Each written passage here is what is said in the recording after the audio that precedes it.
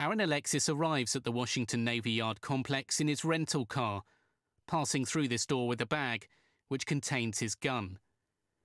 This is a chilling video released by the FBI and shows Alexis prowling the corridors hunting for victims. As he checks his sawn-off shotgun, he walks with purpose down the hallway to commit murder.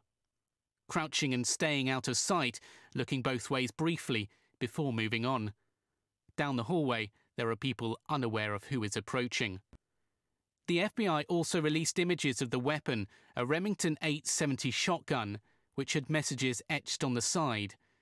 "Better off this way," and "my ELF weapon," an apparent reference to extremely low-frequency waves. Officials reckon he believed he was being controlled by them in the months before he killed 12 people.